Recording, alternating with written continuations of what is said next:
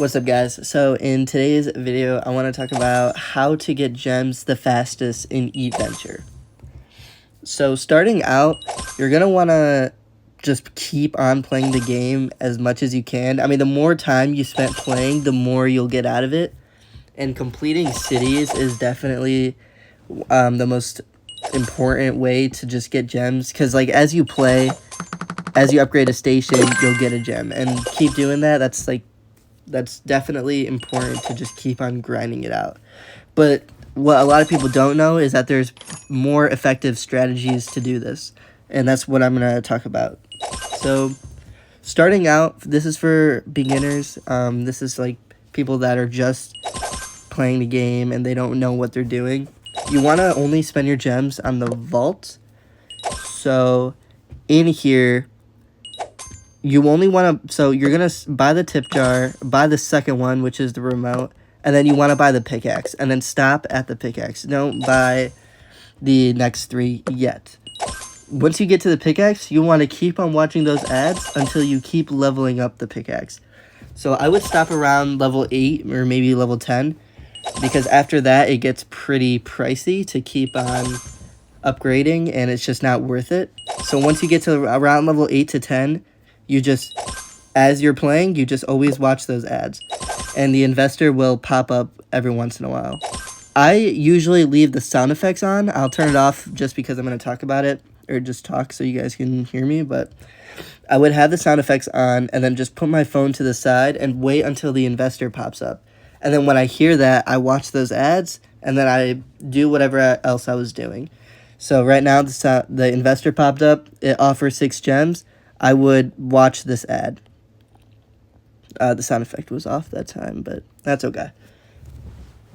This investor is definitely the most effective, the best way for you beginners to keep getting gems without completing cities. And if you can, just do what I did, put your phone to the side, and just always watch those ads. And then, yeah, make sure you stop at level 10 because it's not... It's like, it's just a waste of gems if you keep upgrading it. So once you upgrade this to around level 8-ish, I would upgrade the remote until around like level 6 or 7. And then I would upgrade the next 3 items in the vault. So upgrade this to level 1, upgrade this to level 1, and then stop at the TV. Once you upgrade and unlock the TV, don't upgrade the rest of the items, for now at least.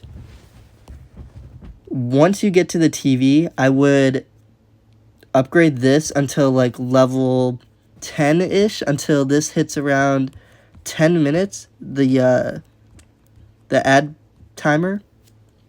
Because once you watch an ad for like about 10 minutes per ad, it's probably like the most amount of time you'll save, if that makes sense, and the least amount of gems you invest in this. So just a little recap: upgrade the pickaxe, and then the remote, and then the TV, and then have these all at level 1 because it's just not worth it yet. Once you hit this, do not spend your gems on any of this yet because it's not going to be as effective when you're just starting out. So, okay. I'm going to talk about events a little bit because that plays a pretty big role in gems, especially when you're just starting out.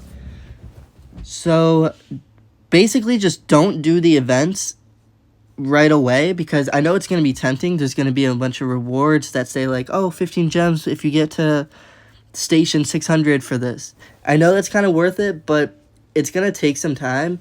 And I would recommend don't spend more than 1 to 2 hours per event or whatever it is.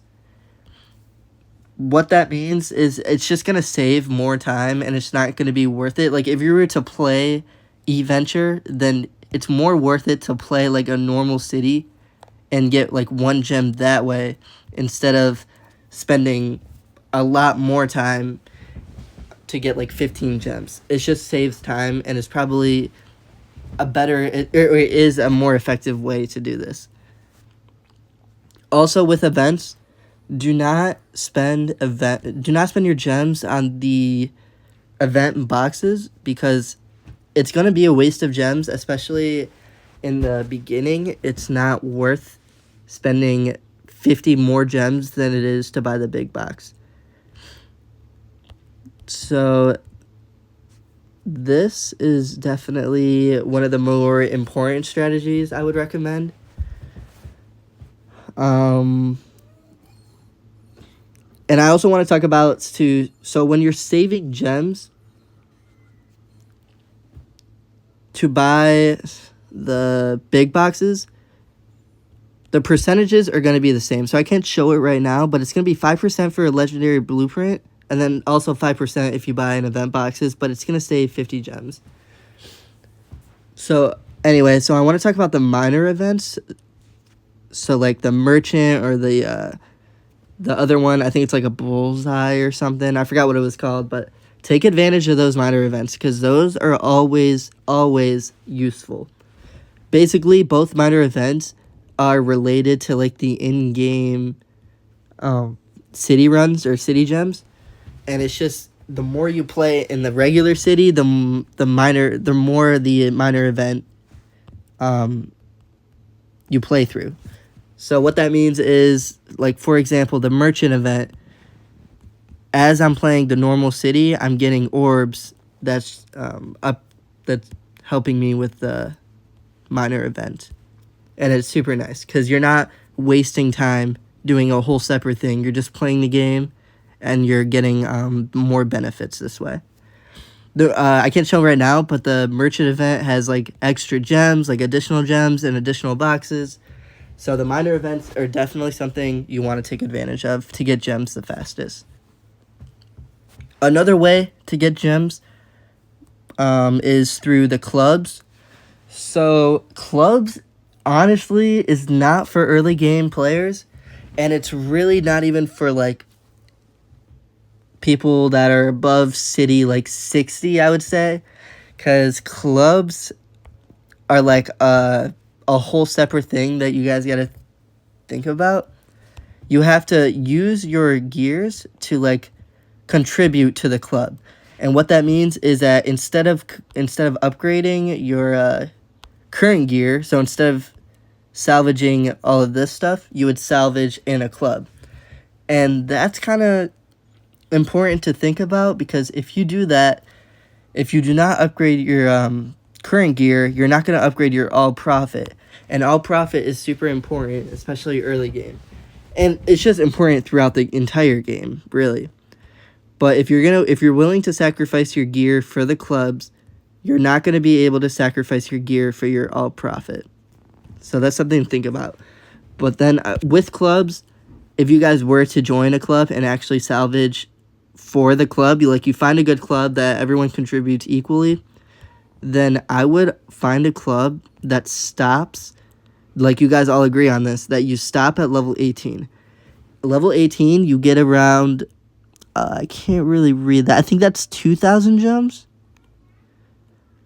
Yeah, I think that's around 2,000 gems.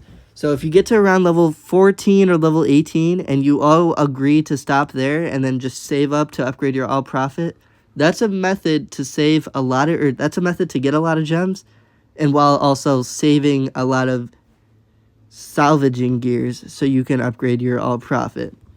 So that's also like that's an important strategy that I would very much consider, and try to find a club that you can all contribute together. The last thing I want to talk about is do not cheat in this game. It's not worth it. I mean, if you're not having fun, then just don't play it. But a lot of people are trying to like tell other people to just change the time or change the date, and I don't recommend it. I never actually did it, and it's just not worth it. There's no real benefits to it. It's just not going to be fun. The whole point of this game is to grind, so cheating is just, it's not like anything special or anything.